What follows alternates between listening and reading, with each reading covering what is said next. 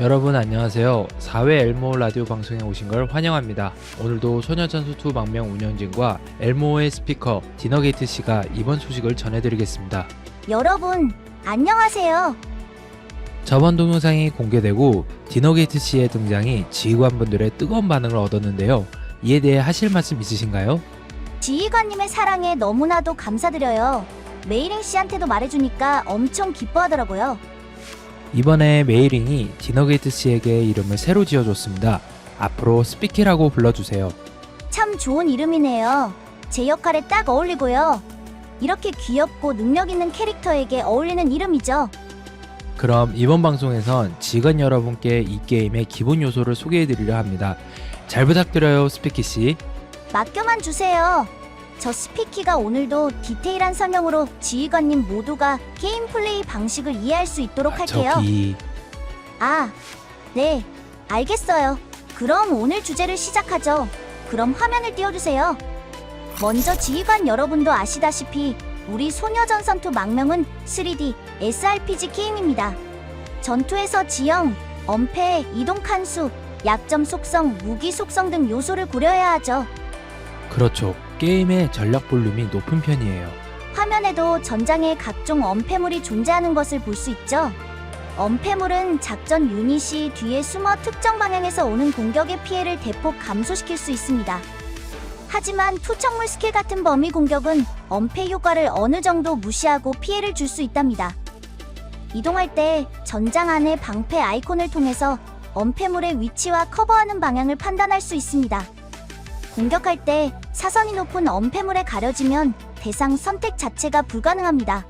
작전 유닛이 엄폐물 끝자락에 있고 엄폐물 측면에 있는 대상을 공격할 때는 자동으로 한 칸 몸을 내밀어 공격합니다. 이럴 땐 높은 엄폐물도 사선을 가릴 수 없죠. 공격 시에만 몸이 노출되며 공격을 완료하면 바로 원위치로 돌아갑니다. 그리고 엄폐물보다는 장애물에 속하죠. 철조망은 엄폐 효과를 제공하지 않고 총알이 그냥 뚫고 지나갈 수 있습니다. 대신 근접 공격을 차단하는 효과를 가지고 있죠. 마지막으로 일부 엄폐물은 비교적 취약하여 다양한 방식으로 파괴할 수 있습니다. 전장에서 엄폐물은 가장 큰 영향을 주는 요소이니 엄폐물의 특성을 활용하여 전장에서 우위를 점할 수 있도록 꼭 주의하세요. 엄폐물의 보호 효과는 기본 보호 효과와 안정성 보호 효과를 더해서 적용됩니다. 피해량 예측 UI를 통해 자세한 수치를 확인할 수 있습니다. 캐릭터의 체력바 왼쪽 방패 아이콘 안에 숫자가 있는데 이는 안정성 지수로 유닛이 다른 유닛을 공격할 때 안정성 피해를 주어 상대 유닛의 안정성 지수를 감소시킵니다. 물론 유닛마다 안정성 지수는 다릅니다.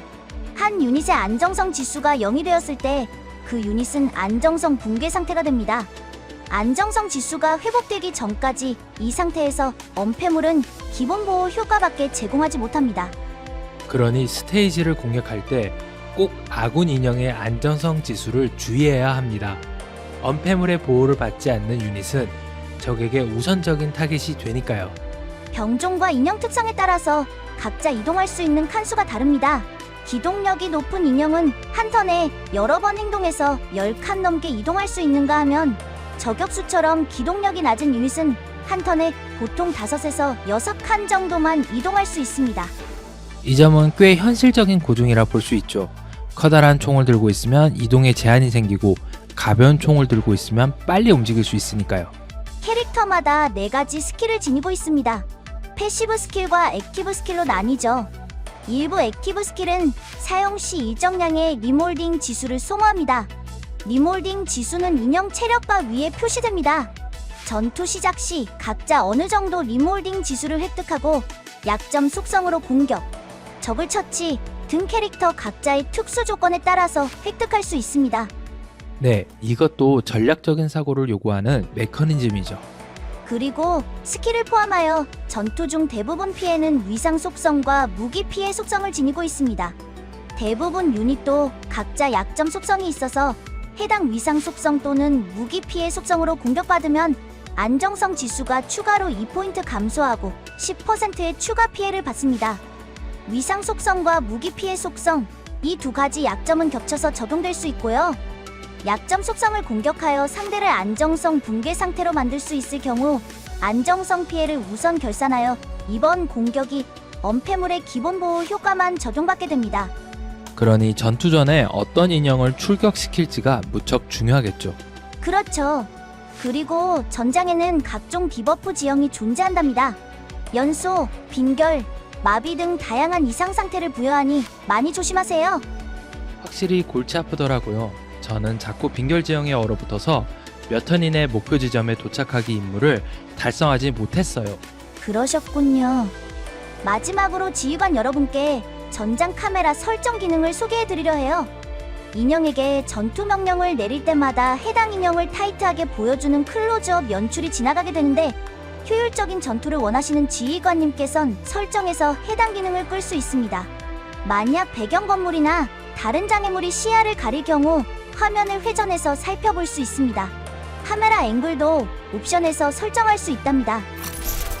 소녀전선2 망명의 기본 요소 소개는 이만큼 하죠. 스피키씨의 상세한 설명에 감사드립니다. 아닙니다. 사실 벌써 다음 방송에서 소개할 내용도 미리 준비하고 있답니다. 제 전문적인 매력을 여러분께 뽐내기 위해서요. 그럼 이번 영상은 이것으로 마치도록 하겠습니다. 시청해주셔서 고마워요. 스피키도 여러분께 감사드립니다. 여러분 덕분에 저만의 이름을 가질 수 있게 됐어요. 앞으로도 엘모어와 전장에 관한 내용을 여러분께 전해드릴 테니 계속해서 잘 부탁드려요. 게임 컨텐츠에 관해 궁금한 점이 있다면 댓글로 알려주세요. 그럼 다음에 또 봐요. 그럼 안녕. 바이바이.